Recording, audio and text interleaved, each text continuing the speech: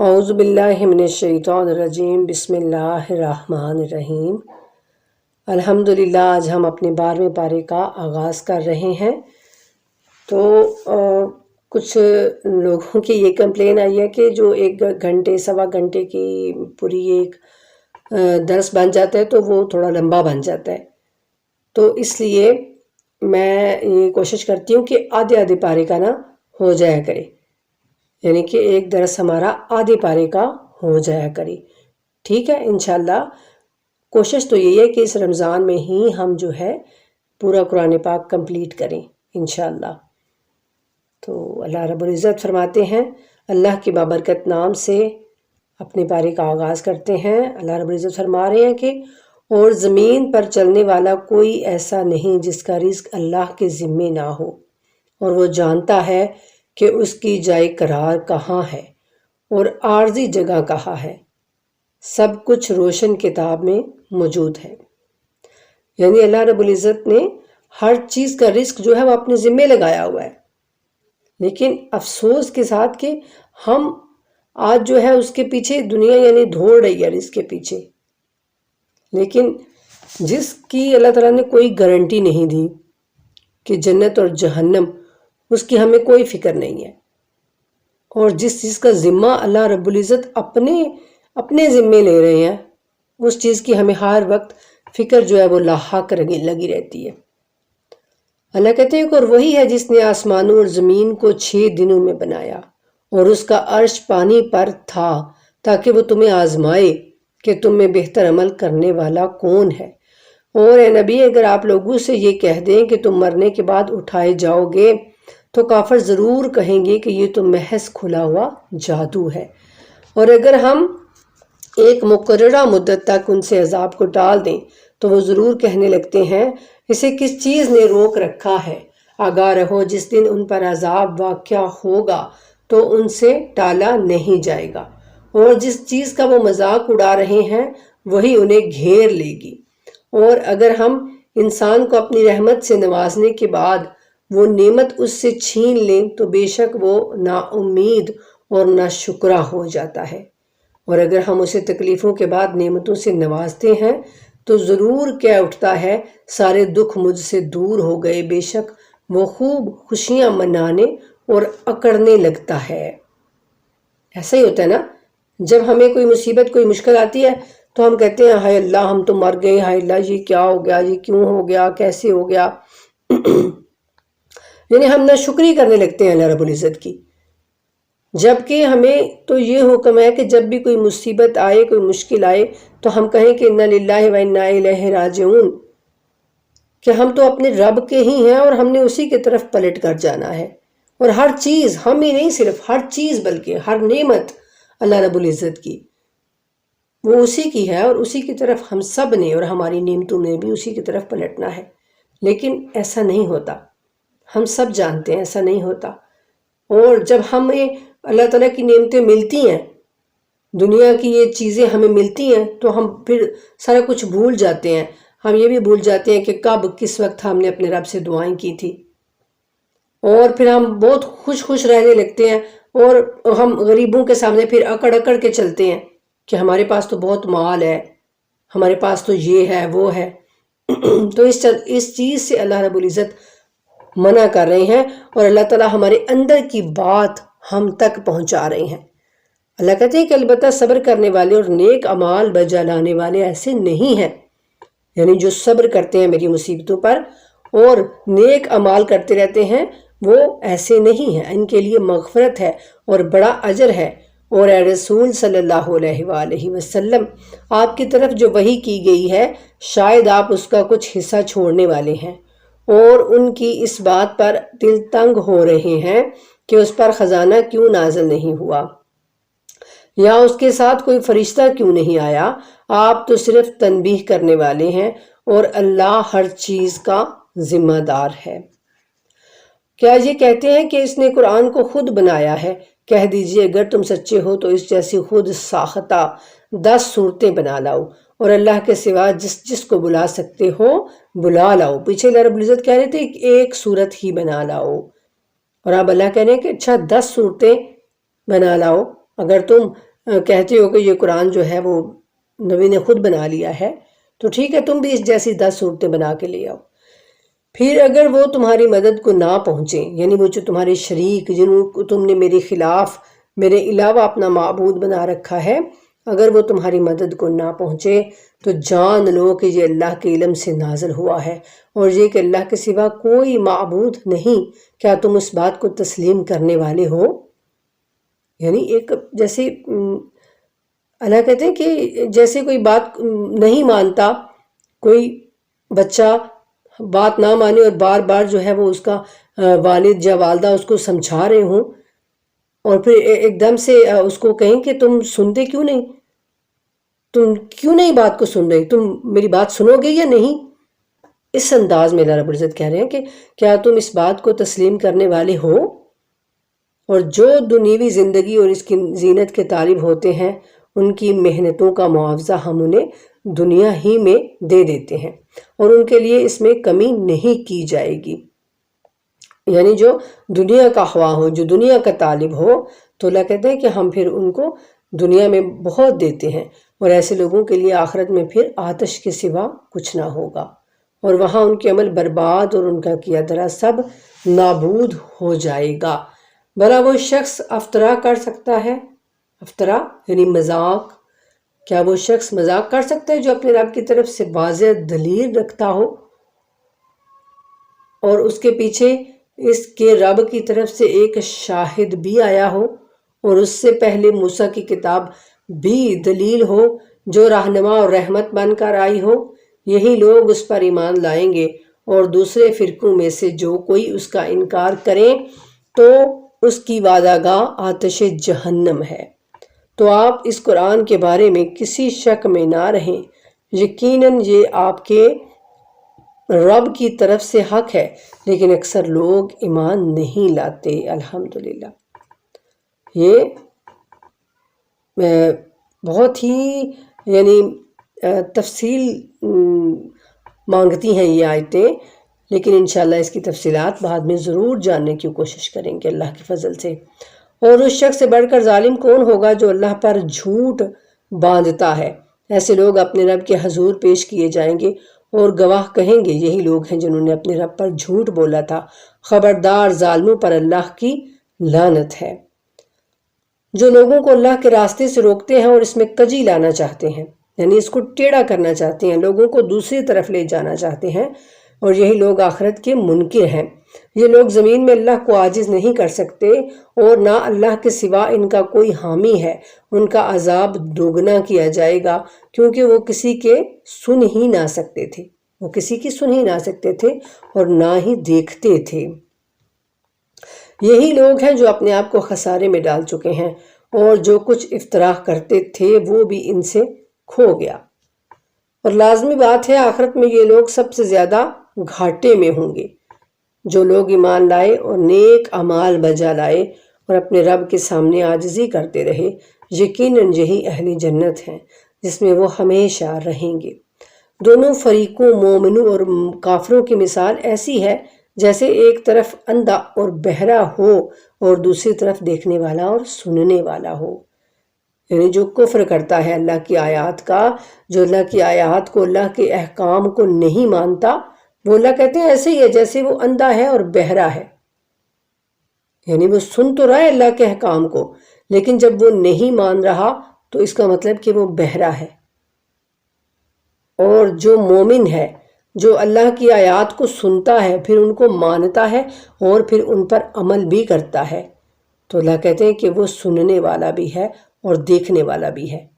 اور کیا یہ دونوں یکساں ہو سکتے ہیں؟ یعنی کیا یہ دونوں برابر ہو سکتے ہیں، مومن اور کافر؟ کیا تم نصیحت نہیں لیتے؟ اور ہم نے نوح کو ان کی قوم کی طرف بھیجا، انہوں نے اپنی قوم سے کہا میں تمہیں صریحاً تنبیہ کرنے والا ہوں، یعنی میں تمہیں صاف صاف نصیحت کرنے والا آیا ہوں، تو کیا تم غیر اللہ کی عبادت نہ کرو، کہ تم غیر اللہ کی عبادت نہ کرو، مجھے تمہارے بارے میں ایک دردناک دن کے عذاب کا ڈر ہے۔ تو ان کی قوم کے کافر سرداروں نے کہا کہ ہماری نظر میں تو تم صرف ہم جیسے بشر ہو۔ دیکھا نا آپ نے، یعنی یہ چیز اللہ تعالیٰ اس کو نہیں پسند کرتے. جیسے آج بھی ہمارے اندر بھی کچھ لوگ ہیں جو کہتے ہیں کہ رسول اللہ ہم جیسے ہی تو تھے، تو وہ بھی یہی کہنے لگے کہ تم تو صرف ہم جیسے بشر ہو، اور ہم یہ بھی دیکھ رہے ہیں کہ ہم میں سے ادنا درجے کے لوگ جو سطحی سوچ سے تمہاری پیروی کر رہے ہیں. یعنی بہت ہی جو کم حیثیت لوگ ہیں، جن کے پاس کچھ نہیں ہے، جو بہت ہی یعنی غریب قسم کے لوگ، غریب طبقہ جو ہے وہی تمہاری پیروی کر رہا ہے. جو بڑے بڑے سردار تھے نا جناب نوح علیہ السلام کی قوم کے، وہ یہ کہنے لگے کہ بہت ہی جو کم حیثیت لوگ ہیں وہی تمہاری پیروی کر رہے ہیں، اور ہمیں کوئی ایسی بات بھی نظر نہیں آتی جس سے تمہیں ہم پر فضیلت حاصل ہو، بلکہ ہم تو تمہیں کاذب خیال کرتے ہیں، جھوٹا خیال کرتے ہیں، یعنی نعوذ باللہ. یعنی ان لوگوں کی نظر میں پیسہ، روپیہ، حیثیت، قبیلہ اور دولت، یہ سارا کچھ جو ہے ان کے لیے اہم تھا کہ جو اللہ کا نبی ہوگا اس کے لیے اس کے پاس یہ سب کچھ ہونا چاہیے. ان کی نظر میں یہ سب کچھ نعمتیں تھیں، لیکن اللہ کی نظر میں نعمت وہ ہے جس پر اللہ راضی ہو اور جس کو وہ اپنے لیے منتخب کر لے، جس کو وہ کتاب دے، جس کو وہ اپنا طریقہ کار دے. اللہ کی نظر میں اس بندے کی حیثیت جو ہے وہ زیادہ ہے. تو یہ اللہ تعالیٰ اب رسول اللہ صلی اللہ علیہ وآلہ وسلم کو بار بار یہ انبیاء کے قصے ہیں جو وہ سناتے ہیں تاکہ ان لوگوں کو پتہ چلے. جو اہل مکہ والے تھے وہ بھی یہی کر رہے تھے نا، وہ بھی کہتے تھے رسول اللہ کو کہ آپ کے پاس کیا ہے، آپ کے پاس خزانے کیوں نہیں آتے، آپ کے پاس فرشتے کیوں نہیں آتے، کوئی معجزے کیوں نہیں آتے، تو آپ تو ہم جیسے ہی ہیں، ہم میں ہی رہ رہے تھے. تو یہی ساری باتیں وہ بھی کرتے تھے نا. تو اللہ تعالیٰ اپنے نبی کے دل کو ڈھارس بندھا رہے ہیں، ان کے دل کو تسلی دے رہے ہیں کہ جیسے آپ سے پہلے بھی لوگ جو میرے انبیاء آئے تھے نا، تو ان پر بھی ان لوگوں نے ایسی ایسی باتیں کی تھیں جو کافر لوگ تھے، تو آپ اپنا دل چھوٹا نہ کریں.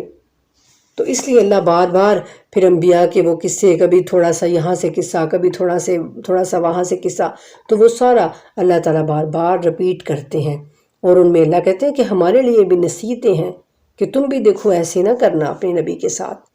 اور پھر نوح نے کہا، جب انہوں نے کہا نا کہ ہم آپ کو جھوٹا خیال کرتے ہیں، تو نوح نے کہا کہ اے میری قوم مجھے بتاؤ، اگر میں اپنے رب کی طرف سے واضح دلیل رکھتا ہوں اور اس نے مجھے اپنی رحمت سے نوازا ہے، مگر وہ تمہیں نہ سوجتی ہو، یعنی وہ تمہیں دکھائی نہیں دیتی، جو اللہ کی رحمت میرے پاس ہے نا وہ تمہیں دکھائی نہیں دیتی، تو کیا ہم تمہیں اس پر مجبور کر سکتے ہیں جبکہ تم اسے ناپسند کرتے ہو؟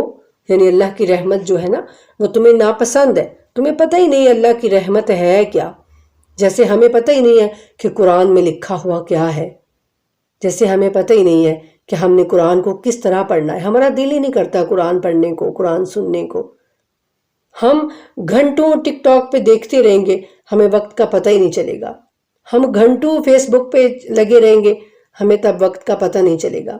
لیکن جب ہمیں قرآن پڑھنا پڑ جائے، جب ہمیں قرآن سمجھنا پڑ جائے، تو پھر ہمیں لگتا ہے کہ ہم تو بڑے پتہ نہیں یہ کیا ہے جو ہمیں سمجھ ہی نہیں آ رہا. تو اسی طرح سے ان کی قوم نے بھی جب یہ باتیں کی نا، تو انہوں نے کہا کہ تمہیں تو اللہ کی رحمت نظر ہی نہیں آ رہی، میں تمہیں کیسے دکھاؤں جس کو تم ناپسند کرتے ہو. اور اے میری قوم، میں اس کام پر تم سے کوئی معاوضہ نہیں مانگتا، میرا اجر تو صرف اللہ پر ہے، اور میں ان لوگوں کو اپنے سے دور بھی نہیں کر سکتا. سبحان اللہ. پیچھے ہم نے پڑھا رسول اللہ صلی اللہ علیہ وآلہ وسلم کو بھی لوگ اسی طرح کہتے تھے کہ یہ جو آپ کے پاس بیٹھے ہوتے ہیں ان کو آپ اٹھائیں تو پھر ہم آپ کے پاس آ کے تو کچھ دین کی باتیں سیکھا کریں. تو اللہ نے کہا کہ نہیں، یہی لوگ تو سچے مومن ہیں. تو یہاں بھی اللہ کہتے ہیں کہ جناب نوح کہتے ہیں کہ میں ان ایمان والوں کو اپنے سے دور نہیں کر سکتا جو ایمان لا چکے ہیں. یقیناً یہ لوگ اپنے رب کی بارگاہ میں حاضر ہونے والے ہیں، لیکن میں دیکھتا ہوں کہ تم لوگ جاہل قوم ہو. اور اے میری قوم، اگر میں انہیں دور کروں تو مجھے اللہ کے قہر سے کون بچائے گا؟ کیا تم نصیحت نہیں لیتے؟ اور میں تم سے نہ تو یہ کہتا ہوں کہ میرے پاس اللہ کے خزانے ہیں. سبحان اللہ. ساری وہی باتیں ہیں نا. تو اللہ تعالیٰ اپنے نبی کے دل کو جو ہے وہ حوصلہ دے رہے ہیں کہ وہ بھی یہی سارا کچھ کہتے تھے، اور وہ کہتے کہ میں تو یہ کہتا ہوں کہ میرے پاس اللہ کے خزانے ہیں، اور نہ میں غیب جانتا ہوں، اور نہ یہ کہتا ہوں کہ میں فرشتہ ہوں، اور جنہیں تمہاری نگاہیں حقیر سمجھتی ہیں ان کے بارے میں یہ نہیں کہتا کہ اللہ انہیں بھلائی سے نہیں نوازے گا۔ ان کے دلوں کا حال اللہ بہتر جانتا ہے، اگر میں ایسا کہوں تو میں ظالموں میں سے ہو جاؤں گا۔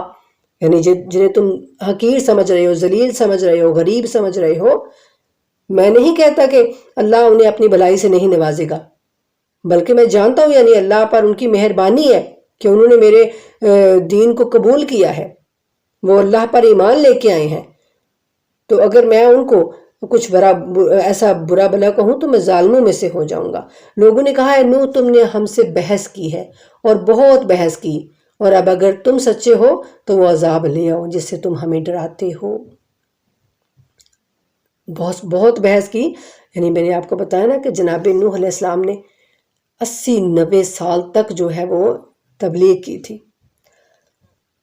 اور کہا کہ اسے تو بے شک اللہ ہی تم پر لائے گا اگر وہ چاہے، اور تم اسے عاجز تو نہیں کر سکتے۔ یعنی عذاب کا جو تم دعویٰ کر رہے ہو کہ آ جائے عذاب، تو وہ اللہ کے پاس ہے، اللہ اس کو جب چاہے وہ لے آئے گا، اور اللہ کو تم عاجز نہیں کر سکتے۔ اور جب اللہ نے تمہیں گمراہ کرنے کا ارادہ کر لیا تو اگر میں تمہیں نصیحت کرنا بھی چاہوں تو میری نصیحت تمہیں کوئی فائدہ نہیں دے گی، وہی تمہارا رب ہے اور اسی کی طرف تمہیں پلٹ کر جانا ہے۔ یہ کون کہہ رہا ہے؟ ایک نبی کہہ رہا ہے اپنی امت کو کہ اگر تمہارے دل میں ذرہ برابر بھی ایمان نہیں ہے تو پھر اللہ نے تمہیں گمراہ کرنے کا ارادہ کر لیا ہے، تو میری نصیحت جو ہے وہ تمہارے کسی کام نہیں آ سکتی، کوئی فائدہ نہیں دے گی تمہیں۔ کیا یہ لوگ کہتے ہیں اس شخص محمد صلی اللہ علیہ وآلہ وسلم نے یہ باتیں بنائی ہیں؟ اب مشرکین کی بات آ گئی۔ کہہ دیجئے اگر یہ باتیں میں نے بنائی ہیں تو میں اپنے جرم کا خود ذمہ دار ہوں، اور جس جرم کے تم مرتکب ہو میں اس سے بری ہوں۔ اور نوح کی طرف یہ وحی کی گئی کہ جو لوگ ایمان لا چکے ہیں ان کے علاوہ آپ کی قوم میں سے ہرگز کوئی ایمان نہیں لائے گا، لہٰذا جو کچھ یہ لوگ کرتے ہیں آپ ان سے رنجیدہ نہ ہوں۔ جناب نوح علیہ السلام کو بھی اللہ کہتے ہیں کہ میں نے پھر ان کے دل کو بھی تسلی دی کہ آپ جو ہے رنجیدہ نہ ہوں، غمزدہ نہ ہوں، اب آپ اور ہماری نگرانی میں اور ہمارے حکم سے ایک کشتی بنائیں۔ یہاں اب اللہ تعالیٰ جناب نوح کو کشتی بنانے کے لیے کہہ رہے ہیں، اور ظالموں کے بارے میں مجھ سے بات ہی نہ کریں کیونکہ وہ ضرور ڈوبنے والے ہیں۔ اور وہ نوح کشتی بنانے لگے، اور ان کی قوم کے سرداروں میں سے جو وہاں سے گزرتا وہ ان کا مذاق اڑاتا تھا۔ بڑے بڑے سردار جب وہ دیکھتے کہ لکڑیاں جو ہیں وہ کاٹ کے تو آپ کشتیاں تیار کر رہے ہیں تو وہ مذاق اڑاتے، کشتی بن رہی ہے۔ نوح نے کہا اگر آج تم ہمارا مذاق اڑاتے ہو تو کل ہم تمہارا اسی طرح مذاق اڑائیں گے جیسے تم مذاق اڑاتے ہو۔ عنقریب تمہیں معلوم ہو جائے گا کہ کس پر وہ عذاب آتا ہے جو اسے رسوا کر دے گا، اور کس پر ہمیشہ رہنے والا عذاب نازل ہوگا، یہاں تک کہ جب ہمارا حکم آ گیا اور تنور سے پانی ابلنے لگا۔ تنور یہاں کہتے ہیں کہ زمین جو ہوتی ہے نا، ایک تو تنور ہوتا ہے جس میں ہم روٹیاں پکاتے ہیں گاؤں وغیرہ میں، جس میں روٹیاں لگائی جاتی ہیں، اس کو بھی ہم تنور بولتے ہیں، لیکن کہتے ہیں کہ فارسی زبان میں جو عام زمین ہوتی ہے اس کو بھی تنور بولا جاتا ہے۔ تو زمین سے بھی یعنی پانی ابلنے لگا، زمین نے بھی اپنا پانی نکال دیا، تو ہم نے کہا اے نوح ہر جوڑے میں سے 2 کشتی پر سوار کرو۔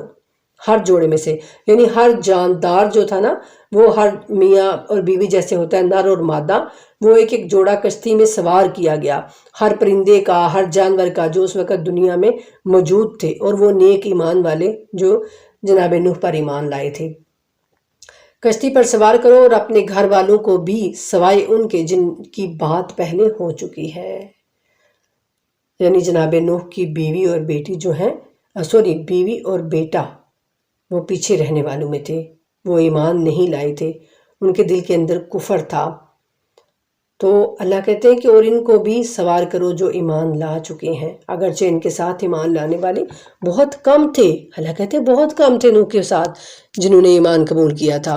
اور نوح نے کہا کشتی میں سوار ہو جاؤ، اللہ ہی کے نام سے اس کا چلنا اور ٹھہرنا ہے، بے شک میرا رب بڑا بخشنے والا اور رحم کرنے والا ہے۔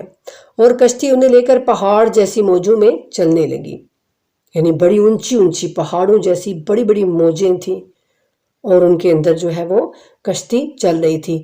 اس وقت نوح نے اپنے بیٹے کو جو کچھ فاصلے پر تھا پکارا، کیا بیٹا ہمارے ساتھ سوار ہو جاؤ اور کافروں کے ساتھ نہ رہو۔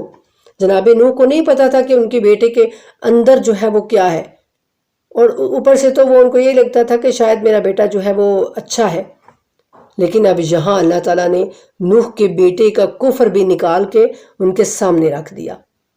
جب انہوں نے اپنے بیٹے کو پکارا تو اس نے کہا کہ میں پہاڑ کی پناہ لوں گا، وہ مجھے پانی سے بچا لے گا۔ دیکھیے اب اس کے اندر کفر تھا نا جو اس کی زبان پہ آ گیا، وہ نہیں ایمان لایا تھا اپنے باپ پر۔ تو نوح نے کہا آج اللہ کے عذاب سے بچانے والا کوئی نہیں مگر جس پر اللہ رحم کرے۔ پھر دونوں کے درمیان موج حائل ہو گئی اور وہ ڈوبنے والوں میں سے ہو گیا۔ یعنی یہ بات ابھی کر رہے تھے باپ اور بیٹا کہ ایک دم سے ایک بڑی موج آئی اور ان کے بیٹے کو بہا کر لے گئی۔ یہ دیکھ کر ایک باپ کا دل جو ہے وہ پسیج جاتا ہے نا، دل جو ہے وہ ظاہر ہے ہم انسان ہیں۔ تو یہاں پر اب دیکھیے اب اور کہا گیا کہ اے زمین اپنا پانی نگل لے، یعنی جب اللہ رب العزت نے چاہا کہ اب تھم جائے سب کچھ، ہر چیز غرق ہو گئی سوائے اس کشتی کے اور اس کشتی کے اندر جو کچھ تھا اس کے، باقی تمام دنیا کی ہر چیز فنا ہو گئی تھی۔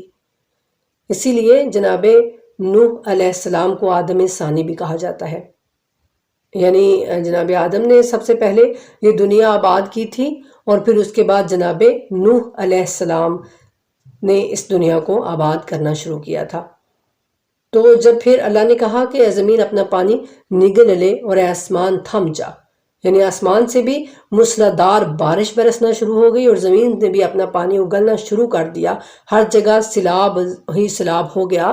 تو پھر اللہ تعالیٰ نے اب کہا کہ اب رک جاؤ پانی، آسمان والا بھی اور زمین والا بھی، اور پانی خشک کر دیا گیا اور کام تمام کر دیا گیا لوگوں کا، جو کافروں کا، یعنی جو جھوٹ سمجھنے والے تھے، جو جھوٹے تھے۔ تو اللہ کہتے ہیں کہ کام تمام کر دیا گیا اور کشتی کو جودی، پہاڑ کا نام تھا، جودی پر ٹھہر گئی اور کہا گیا ظالموں پر نفرین ہے، یعنی ظالموں پر اللہ کی لعنت ہے۔ اور نوح نے اپنے رب کو پکار کر عرض کی کہ اے میرے رب میرا بیٹا میرے گھر والوں میں سے ہے۔ دیکھا نا آپ نے، اب جناب نوح نہیں جانتے تھے کہ اس کے اندر کیا تھا، ان کو تو اپنا بیٹا ہی لگانا، اور وہ سمجھتے تھے کہ وہ بس نادان ہے، تو یعنی مجھ پہ ایمان تو شاید وہ لے آیا ہے۔ لیکن جب انہوں نے کہا نا کہ میرا بیٹا میرے گھر والوں میں سے ہے، میری اہل میں سے ہے، تو اور یقیناً آپ کا وعدہ سچا ہے، یعنی اللہ نے وعدہ کیا تھا کہ اے نوح تجھ کو اور تیرے جو ماننے والے ہوں گے اور جو تیرے گھر والے ہوں گے ان سب کو بچا لیا جائے گا۔ تو اب یہاں اللہ تعالیٰ سے وہ دعا کر رہے ہیں، وہ یعنی فریاد کر رہے ہیں کہ میرے اللہ میرا بیٹا تو میرے گھر والوں میں سے تھا، میرا اپنا تھا، میری اولاد تھا، اور یقیناً تیرا وعدہ تو سچا ہے کہ تو نے کہا تھا کہ میں تیرے گھر والوں کو بچا لوں گا، اور تو سب سے بہتر فیصلہ کرنے والا بھی ہے۔ یعنی جناب نوح یہ ساری بات کر کے پھر اللہ کی حمد بھی بیان کر رہے ہیں کہ تو ہی سارے بہترین فیصلے کرنے والا ہے۔ تو اللہ رب العزت نے فرمایا اے نوح بے شک یہ آپ کے گھر والوں میں سے نہیں ہے، یعنی یہ بے شک آپ کا بیٹا تو ہے لیکن اس میں بھی کوئی شک نہیں ہے کہ یہ آپ کے گھر والوں میں سے نہیں ہے، آپ کے اہل۔ اب یہاں نافرمانی کی وجہ سے اللہ نے نوح کے بیٹے کو اس کے اہل میں نہیں رکھا، اس کے اہل سے نکال دیا۔ تو بھائی ہم کیسے سمجھتے ہیں کہ ہم ساری نافرمانیاں کرتے رہیں، ہم سارے نبی اور رسول اللہ صلی اللہ علیہ وآلہ وسلم کے حکم کی ہم کبھی بھی ان کے حکم نہ مانیں، ہم ساری زندگی اپنی مرضیاں کرتے رہیں اور پھر بھی ہم امت محمدی میں شامل رہیں گے؟ سوچیں ذرا، سوچیں۔ یہ اگر کوئی آپ کو اس طرح کا لالی پاپ دے رہا ہے نا کہ آپ امت ہے رسول کی اور جو مرضی کرتے رہو، آپ بس جنتی جنتی ہو، اور اس طرح کی باتیں کر کر کے جو آپ کو ٹرخا رہا ہے اور آپ کو قرآن اور آپ کو اسلام سے دور کر رہا ہے، تو خدا را اس سے بچ جائیں، بچ جائیں اس سے۔ اللہ کہتے ہیں کہ اے نوح بے شک یہ آپ کے گھر والوں میں سے نہیں ہے، یہ غیر صالح عمل ہے، لہٰذا جس چیز کا آپ کو علم نہیں اس کی مجھ سے درخواست نہ کریں۔ اللہ کہتے ہیں کہ میں یعنی آپ نہیں جانتے کہ اس کے اندر کیا تھا، تو یہ آپ کے لیے غیر صالح امر ہے، آپ کو یہ نہیں یعنی زیب دیتا کہ آپ ایک کافر کے لیے مجھ سے اس طرح سے دعا کریں۔ تو میں آپ کو نصیحت کرتا ہوں کہ مبادہ نادانوں میں سے ہو جائیں۔ یعنی اللہ کہتے ہیں کہ میں آپ کو نصیحت کر رہا ہوں کہ آپ نادانوں میں سے نہ ہوں۔ نوح نے کہا میرے رب میں تجھ سے پناہ مانگتا ہوں۔ جو ہی جناب نوح نے اللہ کی یہ بات سنی نا، تو فوراً جو ہے وہ اپنے جو دل ہے اس کو سنبھالا اور اللہ کی طرف وہ ہے راغب ہوئے کہ اے اللہ، اے میرے رب، میں تجھ سے پناہ مانگتا ہوں اس بات سے کہ ایسی چیز کا تجھ سے سوال کروں جس کا مجھے علم نہیں ہے، اور اگر تو مجھے معاف نہیں کرے گا اور مجھ پر رحم نہیں کرے گا تو میں نقصان اٹھانے والوں میں سے ہو جاؤں گا۔ سبحان اللہ۔ لیکن ہمارا کیا ہوتا ہے؟ ہم کہتے ہیں نہیں اللہ جی ہمیں یہ چیز چاہیے تو چاہیے، اللہ جی ہمیں یہ کیوں نہیں مل رہی، اللہ جی ہمارے ساتھ ہی ایسا کیوں ہو رہا ہے۔ ہم یہ نہیں کہتے کہ اللہ جو آپ ہمارے لیے کرتے ہیں نا وہ ہمارے لیے سب سے بہتر ہے، جو آپ ہمارے لیے سوچتے ہیں وہ سب سے بہترین ہے۔ ہمارے لیے یہ سب کرنا بہت ہی مشکل ہوتا ہے، ناممکن ہوتا ہے، لیکن ایک رسول کی آپ یہ ساری بات دیکھیں۔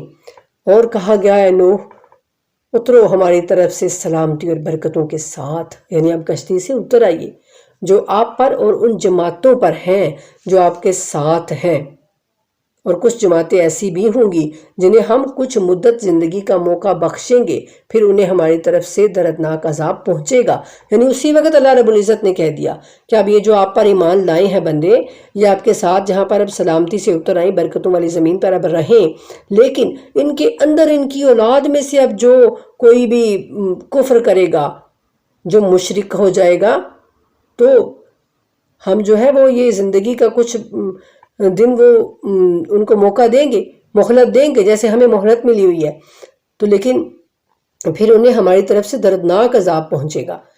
اور اللہ کہتے ہیں یہ ہیں غیب کی کچھ خبریں جو ہم آپ کی طرف وحی کر رہے ہیں۔ اب رسول اللہ سے خطاب ہو رہا ہے، اس سے پہلے نہ آپ ان باتوں کو جانتے تھے اور نہ آپ کی قوم، پس صبر کریں، انجام یقیناً پرہیزگاروں کے لیے ہے۔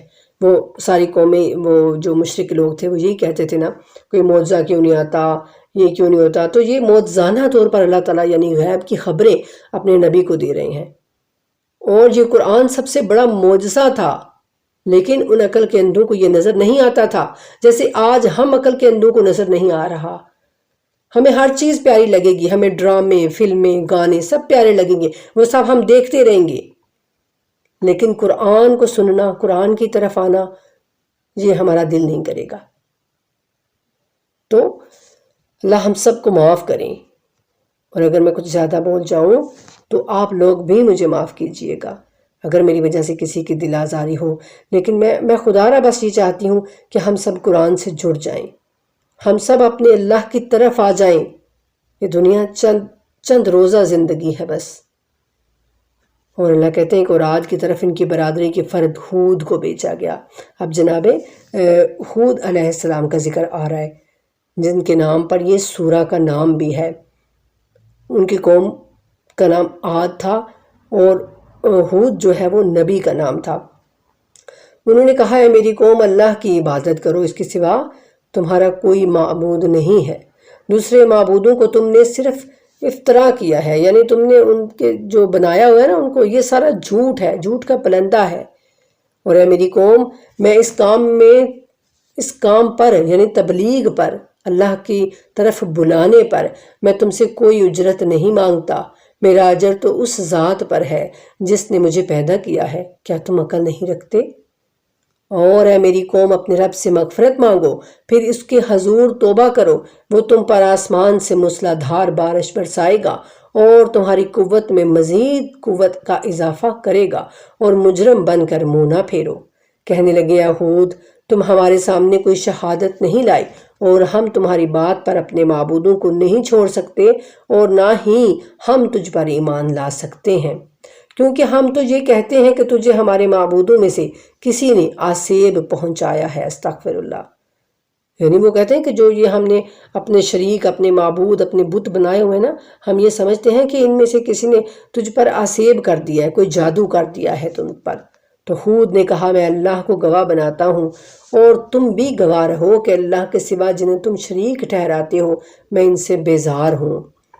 اس اللہ کے سوا تم سب مل کر میرے خلاف سازش کرو پھر مجھے مہلت نہ دو۔ میں نے اللہ پر بھروسہ کیا ہے جو میرا اور تمہارا رب ہے، کوئی جاندار ایسا نہیں جس کی پیشانی اللہ کی گرفت میں نہ ہو۔ پیشانی یہاں یعنی سامنا بھی کہہ سکتے ہیں اور جان بھی، یعنی ظاہر ہے ہر چیز کی جو اللہ کی گرفت جو ہے وہ ہر چیز پر ہے، تو بے شک میرا رب سیدھی راستے پر ہے۔